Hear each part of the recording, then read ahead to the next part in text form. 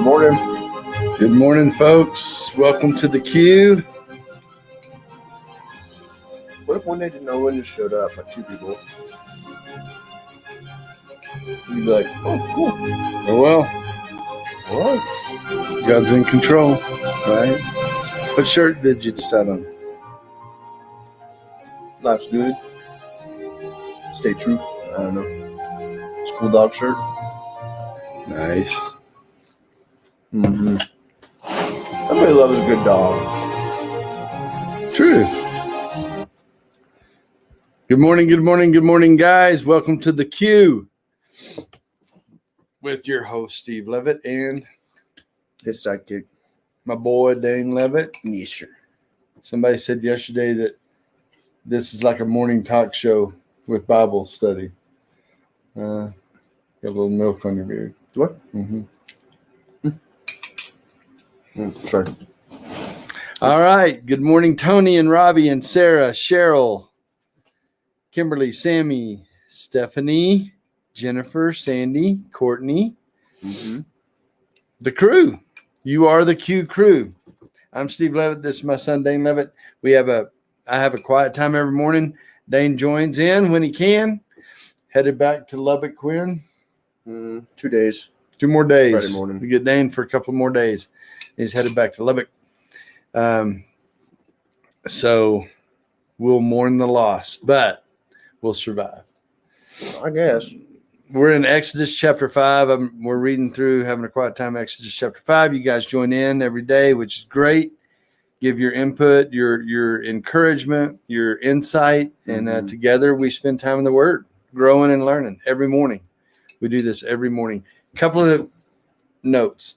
After our study this morning, as soon as it's over, 7:30 Mountain Time, which would be 8:30 Central Time, we'll do the Rock Your Family Bible study. Yeah. You wonder where I was going with that? Yeah. We'll do the Rock Your Family Bible study. So, and I'm teaching through Ephesians. I kind of talk about counseling issues, things like that. So I'll do another live broadcast just like this at 30 minutes after we're done. You know, we'll go 6:30 to 7 this morning, and then 7:30 to 8 will be Rock Your Family Bible study. Central Time, that's 7:30 to 8, then 8:30 to 9. So if you want more Bible study when we're done here, you can jump over onto the Rock Your Family Facebook page and be able to see the Rock Your Family Bible study. Then also tomorrow, Thursday, we're kicking back up the Rock Your Family Thrive Live, where I just do a counseling subject live at 1:30 on Thursday. Actually, that'd be 2:30 Central. 2:30 Central, 1:30 Mountain Standard Time. Tomorrow, Thursday, we'll do Thrive Live again on Facebook, on the Rock Your Family Facebook page. So there you go. Hi, Courtney. Hey, Don. Good morning, Margie. Casey. Did y'all see Casey's post? Casey Least. Her dog ate her Bible. Bless her heart. I would die a million deaths if my dog ate my Bible, but her Bible just chewed up all over the place. Casey, I'm so sorry. It's pretty funny, though, that your dog would do that. All kinds of jokes come to mind. Well, there's Wendy. Good morning, Wendy. Do you know who Wendy is? Wendy Sumter? Grew up together. Didn't she at her house once, didn't she? Or was that somebody else? No, that was somebody else. But Wendy. yeah. That's Mama's friend, Wendy. Okay. Anyway, Wendy Sumter, childhood friend, grew up together, dear sweetheart and sweet friend. Lyle, who was on here, Lyle Chris the other day, that's Wendy's brother. Oh, so cool. Yeah, and older brother Clay and my older brother Shannon, best friends, still hang out together. You just missed it, but breakfast, banana and frosted mini wheats. Yeah. Hey, Peter. Good morning. It's really not that many, so I don't understand why it's called mini wheats. Hey, hi, Shelly. And coffee, of course. Hi, Kim Adams. Good to see you. The dog's in big trouble, Casey says. Yeah. Good morning, Melanie. Hi, Sue. He was craving the word. Stephanie Oh, said. Dane, Stephanie did it. Yeah, don't make fun of me. Say, That's funny. I like that. Dane and dad jokes. Craving the word. Hi, Pam. Good morning. Lost my biscuits. Yeah. Morning, Kate. Good morning, Brandon. Hey, Brandon Tucker. Good to see you, brother. Nikki. All right. Y'all ready to get in the word? Exodus chapter 5. Exodus chapter 5. We have wasted 6 minutes, so we need to get in the word. I think we warmed up for 6 minutes. Okay. Wasted sounds negative. I got that whole sinus junk going on again today, too. So I'm a little, yesterday I was all perky and I felt good. No sinus. I did go to sleep a little later last night. I think it's a sleep issue, too. Yeah, just stop that negativity. Yeah. Thanks, Dane. All right, let's get going. Exodus chapter 5. And afterwards, say that right. Oh, good start. Here we go. And afterwards, Moses and Aaron came and said to Pharaoh. Notice that they say Moses and Aaron came to speak to the Pharaoh. And by the way, the Pharaoh that wanted to kill Moses is dead. So this is a new Pharaoh, right? This is a different Pharaoh. In a minute, they're going to call him the king of Egypt. Right. I didn't study up on who this guy is. I don't think I have a note. Anyway, this is a new dude, right? And he's pretty harsh. He's pretty brutal. He's probably trying to prove himself because he's younger. Maybe so, yeah. And it says that Moses and Aaron went and spoke. Remember, Moses says, I can't go speak. So I don't know how this all went down, if it was Aaron actually saying the words or was Moses actually saying anything. I don't know. But it says that Moses and Aaron came and said to the Pharaoh, thus says the Lord, the God of Israel, let my people go, that they may celebrate a feast to me in the wilderness. So, well, let me read on a little bit more before I make a couple of thoughts here. But Pharaoh said back, who is the Lord that I should obey his voice and let Israel go? I do not know the Lord. And besides, I will not let Israel go. I'm going to sneeze. Hold on. He knows who the Lord is very clearly. Welcome to Steve Levitt. He's just being arrogant. Well, he knows that they have a God that they worship. Yeah, well, he doesn't know the Lord. I mean, if you own 2 million people, you're gonna know their cult. You know the God they serve, but I think he's saying, see, they just told him, God of Israel, the Lord Yahweh, talked to us and told us that we're supposed to let our people go out into the wilderness. Let our people go. And I think he's saying, look, I don't have that kind of relationship with your God. I don't know him. I don't talk to him. I don't even trust that, whatever. But I think I don't know that this is some big dramatic moment here. He's just having a conversation going, I don't worship your God. I think that may be the way you could say it is, I don't worship your God. I don't know your God. I don't revere your God. I don't have any respect for your God. Bad mistake, right? Bad mistake. Yep. When someone doesn't acknowledge who Yahweh is, when someone doesn't give worth and value to who he is, then, get out of the way. God's fixing to speak. He's fixing to address the situation. Yeah.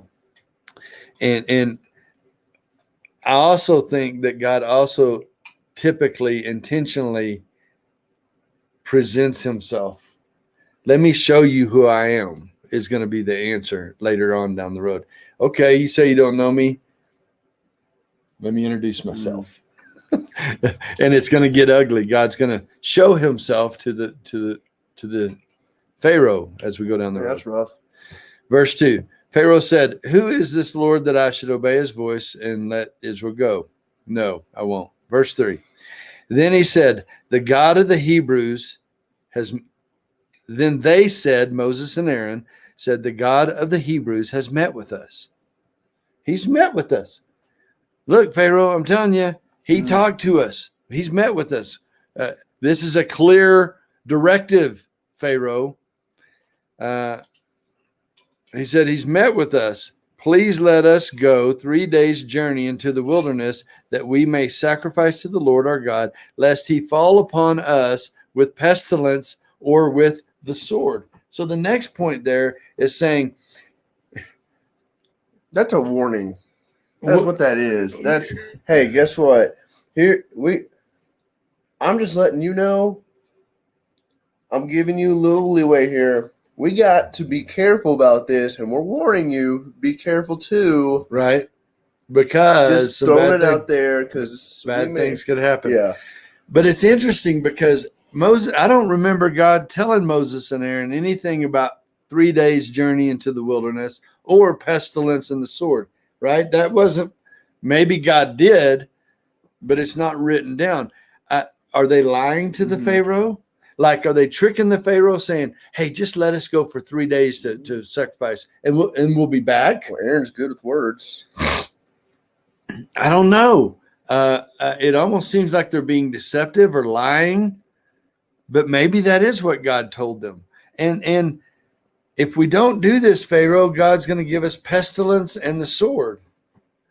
I don't remember God saying that. Maybe he did. It's a weird kind of passage to me. I don't know what to make of it so much. I'm just going to see if Ryrie had a note on this. Anybody else got a note on that? Bless you. Thank you. In Egypt, king was generally considered a god. In Egypt, the king, Pharaoh, was generally considered a god, and he refused to acknowledge Yahweh. So Ryrie thinks the reason why Pharaoh was acting this way is he's like, I'm God. I don't know you're God. I'm God. Mm-hmm. And man, I've known people like this that think they're a God. Really, they're their own God. Like, I decide, I make my own absolutes. I decide what's right and wrong. I decide what path I make. I decide what path I take. I am my own God. I am the one in charge. Know anybody like that? What's your phrase for that? Me, I love myself. I have my picture on my shelf. Tommy Nelsonism. Yeah, that's a Tommyism. I don't think we're all that far from that, to where we are our own God. Mm-hmm. What's the opposite of that? What's the opposite of I make my own path? I make my own absolutes. I decide what's right and wrong. I decide what should happen and shouldn't happen. The opposite of that is to let God be that person. What a divine idea. Yeah. I should let God decide. I should follow his absolutes. He's the one that decides right and wrong. That's the opposite of the Pharaoh.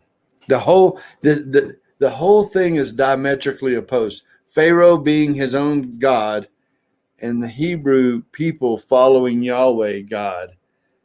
And right, there's a war about to wage.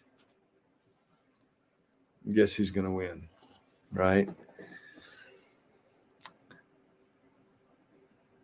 There's a good old Baptist hymn, I surrender all. That's beautiful. First word in red in my Bible are, blessed are the meek, for they shall inherit the earth. That's pretty good, Reuben. All right. Verse 4. But the king of Egypt, see there, they switched from Pharaoh to use the king of, my Bible does anyway, New American Standard, switches to say the king of Egypt said to them. That's interesting. Why not just keep using the word Pharaoh? Got any ideas there? Does yours change like that? Mm-hmm. It does. But the king of Egypt said to them, Moses and Aaron, why do you draw the people away from their work? Get back to your work. Get back to your labors. Moses and Aaron, you're bothering me. Get back to your work. Stop bothering me about this. So the same day, Pharaoh commanded the taskmasters over the people and their foremen, saying, I guess this really aggravated, or maybe it's just logistics. You're out talking to the people, telling them about your God and what your God said. They're not working hard enough. Let's put them back to work. Could be that. I think it probably has more to do with Pharaoh's a little bit nervous about this. There's a new God in town, this Yahweh, and he's threatening pestilence and sword, and he's powerful enough to do these big miraculous things. I think there's a new sheriff in town, and the Pharaoh is shaking in his boots a little bit. So this is what he does. Mm-hmm. Where was that? Verse 4. Moses and Aaron, why do you draw the people away from their work? Get back to their labors. Verse 5. Again, Pharaoh said, look, the people of the land are now many, and you would have them cease from their labors? Well, yeah, actually we would, Pharaoh. I would like for them to be free from their labors and for us to go back to the land of Canaan. Yeah, Pharaoh. Actually, yes. Verse 6. So the same day Pharaoh commanded that the taskmasters over the people and their foremen, saying, you are no longer to give the people straw to make bricks as previously. Let them go and gather straw for themselves. So the way the Hebrews' job was to make bricks. Right. The Egyptians would bring them the straw. The Hebrews would get the mud, mix the straw with the mud, and make a brick. And they were required to make a certain number of bricks every day. If you didn't make enough bricks, you got whooped or something, right? Mm-hmm. So they taskmastered them. Pharaoh says, let's make it harder for them. Hey, Egyptians, don't give them any more straw. Make them go out and get their own straw to make their bricks, and they still have to make as many bricks. So they got to spend half a day getting straw and then produce the same number of bricks over here, the other half of the day that they were doing in a whole day, right? Mm. So that was what the Pharaoh commanded to happen. The world wants to task us and take us away from God. You think that's why he did it? Well, to be part of it. Maybe quit worrying about God. Worry about bricks. The harder you work, the less you worry about God, is what people may think. That's a great observation. Maybe dead on there. Verse 8. But the quota of the bricks which they were making previously, you shall impose on them. You are not to reduce any of it, because they are lazy. Therefore they cry out, let us go sacrifice to our God. They're lazy. They want to go out for 3 days and quit working. They're lazy. You want to go sacrifice to your God. I think that's what he's saying. But he'd like it if they sacrificed to him, probably. Oh, yeah, I'm sure. Yeah, it wouldn't be lazy then. No. Yeah, of course. Right. Of course. Verse 9. Let the labor be heavier on the men, and let them work at that they may pay no attention to false words. Maybe that's it right there. Stop worrying about other things other than Yahweh, other than work, other than whatever. He doesn't want them worshiping another God. I think I'm God, and he doesn't want them anywhere else. Verse 10. So the taskmasters of the people and their own foremen went out and spoke to the people, saying, thus says the Pharaoh, I'm not giving you any straw. You go and get straw for yourselves wherever you can find it, but none of your labors will be reduced. So the people scattered throughout all the land of Egypt to gather stubble for straw. And the taskmasters pressed them, saying, complete your work quota, your daily amount, just as whenever you had straw. Any thoughts? It's pretty straightforward. Okay. Are these bricks like pyramid bricks? Like we don't know. Big old bricks? I said before that I think that the Hebrews built the pyramids. It could be that the Hebrews built the pyramids. And the bricks may be, 14-ton massive bricks. I don't know. They built stuff all the time. They built the Sphinx and they were always building monuments and idols and whatever. Moreover, the foreman, verse 14, moreover, the foreman of the sons of Israel, whom Pharaoh taskmasters had set over them, this is the Hebrews, foremans, were beaten and were asked, why have you not completed your required amount either yesterday or today in making bricks as previously? So they gave them an impossible task. Then the foremen, the Hebrew leaders, here, Dane, you're a Hebrew and you have 20 men working under you. Yeah. And because you didn't produce enough they didn't produce enough bricks, I'm going to beat you. That makes sense. Yeah. It was an impossible task. I don't understand the whole logic here, but that's what happened. Sherry's got a good point saying maybe they wanted the people to turn against Aaron and Moses because of this. Well, it worked. Watch Yeah. this. It worked. Then the foreman of the sons of Israel came and cried out to Pharaoh, why do you deal this way with your servants? There's no straw given to your servant, yet you keep saying, make bricks. And behold, your servants are being beaten. But is it the fault of your own? But it's the fault of your own people, they said. But he said, you are lazy, very lazy. Therefore you say, let us go and sacrifice to the Lord. So go now and work, for you shall be given no straw, yet you must deliver the same quota of bricks.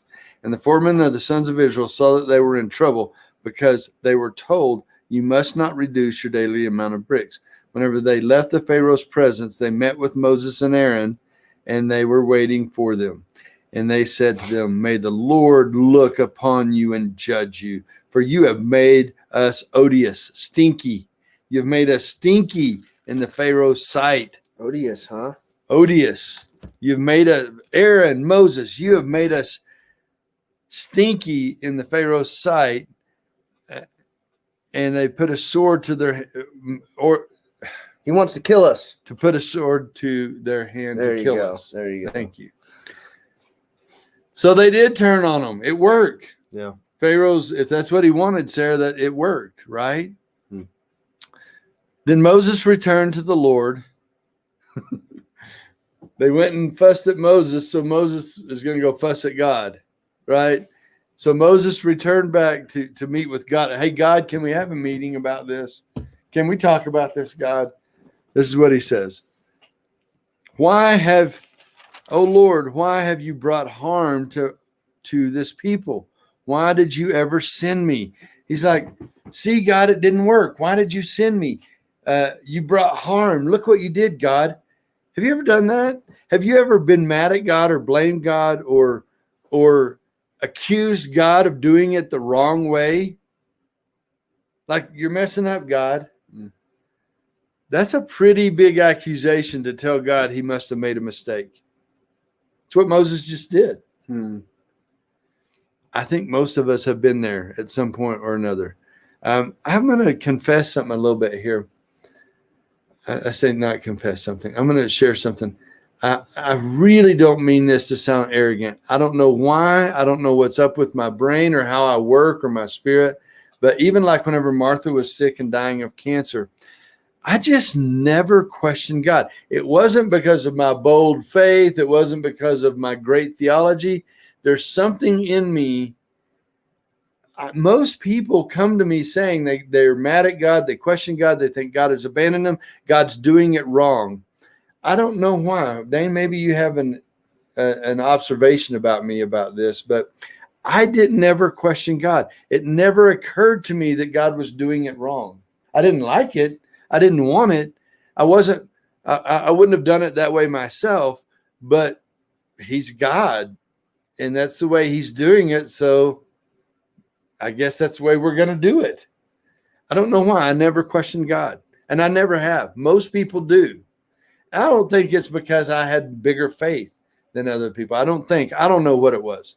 Maybe you guys have some outside opinions, but I wonder if most people do what Moses did. You think that's discouraging to others?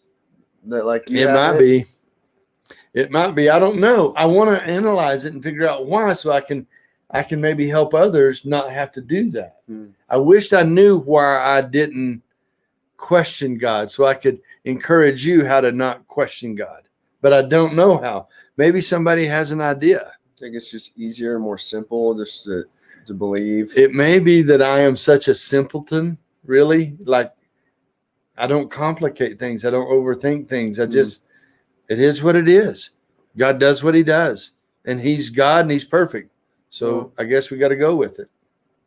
I mean, I guess it's always been like that around you growing up. And I kind of think the way you do because of that. Right. Well, I've tried to teach you that I may not like there's it. no need to question God. He's not wrong. But Moses was a faithful guy too, though. Yeah. And he questioned God. I'm not reading comments. I probably should be because I'm almost done here and we can discuss this. But Well, I don't know. They didn't have as much history as we do to know. true. But he's talking directly to God. Right. That's pretty solid, right? If he can burn in a bush and talk to me and do that miracle, he probably has the corner market on the truth. I gotta think there's some psychology to that. Whenever you talk to someone physically or whatever, for some reason you start relying on your senses and start making like we are able to put God outside of our senses and our physical thinking and say he is beyond what I can understand. And maybe the fact that Moses had physically talked to him kind of brings God down to earth a little bit and makes him feel less like God. That's pretty good. And Dave. so he's like, oh, maybe he. It's like a parent who just wants to be best friends with their kid and come down to their level and be their friend. And the kid doesn't then respect the parent. I don't know. The kid treats the parent like the kid treats his other friends. True. Yeah. That's pretty darn wise right there, Dane. Pretty Yeah. good. Either way, what we have here is that Moses doubted God. Moses doubted God, right? Then Moses returned to the Lord and said, Lord, why have you done this? Brought harm to the people. Why did you ever send me? Verse 23, ever since I came to Pharaoh to speak in your name, he has done harm to the people, and you have not delivered your people at all. You haven't done it, God. You haven't done it. You haven't delivered the people, God. You haven't done what you said you're going to do. Here's where people get in trouble, I think. Moses wants God to do it his way and on his time. Right. Right? God, I expect you. I'm praying for financial freedom. I'm praying for my spouse to love me well. I'm praying for my children to walk well with you. Coin. Bubblegum machine. Give me. Putting the coin in. I want you to do it my way and on my time. Bubblegum. Give me that bubblegum. Give me what I want. And Moses is fussing at God because his bubblegum machine isn't working. Yeah. Right? Putting quarters in, ain't getting bubblegum back yet. How's that going to work out? Right? It doesn't work out. God doesn't do it the way we want to do it. Moses can't see what God is doing, why God did it that way. And he automatically went into questioning and doubt mode. Don't do that. Let's just work at not doing that. Mm-hmm. Don't go into question mode or doubt mode because God isn't doing it the way you want him to do it, when you want him to do it, the way you want him to do it. Mm. And I guess that's probably my takeaway. Mm. I'm going to stop right there so we can do chapter 6 tomorrow. Little did Moses know those quarters, there's a guy watching, and for every quarter they put in, he was tallying it up. At the end, he got the deed to the bubblegum factory. He got the whole factory. He didn't get any bubblegum, but he got the deed to the bubblegum factory. That's really good. Well, I guess that's probably my takeaway. Let's take a second and look at comments. If you guys have a question or a comment or something you want to say here, I haven't been watching, so ask me again if you have a question. Honestly, that would have hurt. That would have really got to me too. If you did what God asked, and the people that you went to go save are affected worse, that would very much blind I didn't me. listen to what you just said. I'm sorry. That's okay. What'd you say? Sorry. Yeah, we'll just move on, I guess. Did I hurt your feelings? Yeah, like Pharaoh. No. You go do what God asks, Mm-hmm. and the very people you're trying to help. So yeah, I'm being faithful. Get the whipping worse. Well, that would be hard because of what Moses did, his dudes are getting beat. Yeah, and I'm sure God's confused. All right, here we go. Let's look at Moses is confused because about God. Yeah, Sorry. Moses didn't want to be. I'm starting with Sally's comment here. Moses didn't want this to begin with. Then he tries and the people get hurt. Yeah, nothing about this is working out for Moses. I didn't even want to do this in the first place. Why did you even send me? It's a great point, Sally. I love that. Hillary says, don't we all want God to do it in my way? I'm asking. Yep. Kimberly says, I'm the same. I have never questioned God. I'm quick to question myself. Can't imagine questioning God. It's like a given that God is always right. Just like the sun rises in the morning, sees the way question that. Not sure if that's a good, it is perfect example. Probably has something to do with me being taught that all my life. Yeah, maybe it is. That you've just, Kimberly, you just have embraced the sovereignty of God. He's in control, and it doesn't do any good to question him. I love, Kimberly, that I didn't know that about you, actually, and that's wonderful. Great analogy. Linda says you're a great analogy.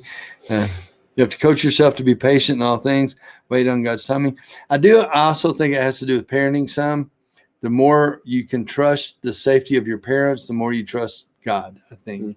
The more respectful you are of your parents growing up, the more you're able to trust God. If you grew up a punk, if you grew up an entitled, pretentious kid, you're going to feel that way with God. Like, I don't have to do what you say, God, whatever. Train your kids to not be pretentious and disrespectful too. Be still and wait, Melanie says. It's good. Maybe that's why God told Moses that he would harden their hearts, Hearts, warning it wasn't going to be easy. I spelled hearts wrong yesterday, by the way. I have thought about that. You notice I didn't even put down here. I didn't even put an extra word down here this morning. Dad. I didn't do that because I'm still shameful about misspelling the word hearts yesterday. You didn't misspell. I do have a little shame about. Yeah, I do have a little shame about things like that, like my spelling, and you just spelled it differently than normal. It's not bad. How great is that right there? That's what I love about this guy so much. He's willing to change the whole Webster's dictionary just to help me feel better. It's true. Did y'all hear what he said? I spelled hearts wrong yesterday. He goes, you didn't spell it wrong. You just spelled it different. That's a different way to spell hearts. No, It was spelled wrong, but Dane is such an encourager. He is so sweet and kind in his heart. He's trying to make me feel better. I don't want you to feel bad. I love that right there. Oh, That's what I love about this guy. Oh, gosh. All right. Wow, Steve. What you just made about parenting. Yeah, Kate. That'll preach all day long. I feel like the youth today are going to struggle with this. Everything is about yes. This next generation is going to scream and kick at God and go, I didn't get a trophy and I'm mad at you about it. Stephanie says you're amazing. No joke, but it's coming. Get out of the way. It's coming. It is coming. And I think then maybe it'll correct itself once everybody's idiots. It's Kevin's last name. Don't know what that means. My sausage takes fruit, spirit, Jamie. My grandfather's dad spelled it himself. I love that. Didn't respect a guy that couldn't only spell a word one way. There's a lot of truth to that. That's pretty good. He doesn't respect a guy that can only spell a word one way. That's good. Yeah. I love that. That's an American right there. Dyslexia too. Dane is a gracious one. Yes. I get the shame. Yep. Screaming kick against the goads.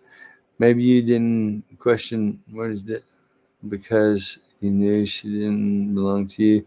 Yeah, Rachel, that's a good point. And there is some truth to that. I didn't, the first 8 months she was sick and for a year, but the first 8 months I did fight God on it. The last 8 months I released and said, you can have it. Sarah, Sarah, see what Sarah wrote? Yeah. Kevin Hart. I do that. What you just pointed out, I do that in my mind. Kevin Hart, we say the word heart, and I imprint that in my brain. I do it with all kinds of words all the time, that it must be H-A-R-T. Also, the word part, P-A-R-T, heart, my brain just thinks like that. It doesn't occur to me to think through, is there an actual different spelling? No, I'm the same, Dad. I lost my 5th grade spelling bee, and I still go to bed and I'm thinking about it at 25. Shame. Spelling the word vault wrong because I saw the word vault on a Mountain Dew. The A and the U were switched. It was like a different spelling, and I said it on my 5th grade spelling bee because that's what I saw. It was that way, and So it just made sense to you. I tried to explain that as I lost, and of course, They didn't care. they didn't care, Right. but they needed to know why I wasn't stupid. They needed to know. You need to let them know. I'm not stupid. I just had reasoning that you don't understand. That's it. You're stupid. I'm see, not stupid. My brain doesn't do anything clinical or the way it's taught in a book. My brain figures out how to make that fit my brain way of thinking. Yeah. And it works for me in most cases until you're like a forerunner to like new things, because if we just went by the book, new exciting things would never happen. right. Mountain Dew. Golly. I mean, it was the best drink ever back then. I don't know. It's like What I don't Mountain get it. Dew Vault or something, like Volt. Is that what it was? It was on Mountain Dew? Mountain Dew Vault or Yeah. something. I don't know if anybody remembers that. It was like 10, 15 years ago. That's funny. Um, All right. Well, let's wrap up and get going. I got to get prepared for my next one. So you guys are awesome. Thanks for joining in today. Takeaway: God is God. And even though it doesn't make sense to us, we trust him. We trust him and we hang in there. I'm no better than Moses, but we trust him. So let me pray and we'll wrap up and get going. Lord, thank you for our time today. Thank you that there is no shame in you, that shame doesn't even need to be part of our vocabulary, Lord. There's no guilt in you. Christ paid the price for us. And in our shortcomings and our failures, we are still loved, valuable, precious, and beautiful to you, Lord. And our ability to spell has nothing to do with how much you love us. Thank you that you show us your word that helps us learn more about you and how to trust you more every day. Thanks for loving us. For it's in Christ's name we pray. Amen. All right. Thanks, guys. We'll be back. Hey, in 30 minutes. Nice, Dane. In 30 minutes, 7:30 Mountain, 8:30 Central, I'll be on the Rock Your Family page doing my study in Ephesians for 30 minutes if you're interested. for all those technical people, that would be 22 minutes from now. Thank you, Dane. What does that mean? Watch out for them plaques. Is that spelled weird? I don't know. Plaques. Thanks. Sherry, there's something funny there, but I don't know what it is. Maybe it's going off something else. Or phonetic spelling. Yeah, all the teachers. There's so many teachers on here. They're all jumping all over it. My wife, by the way, was an English major. There's a mindset that we don't have. I will say grad school makes it hard, right? where they expect that you know grammar very well. They expect that you can write papers very well. It's just an expectation. And Makes that hard. the fool I am thought in high school, oh, What this a is my great last- idea. This is my last English class. I'll just not pay attention at all. Oh, there's lots more English to come, Dane. Didn't work well. Oops. All right, we got to get out of here. Thanks, guys. Keep on keeping on. See you Love y'all. tomorrow. Bye.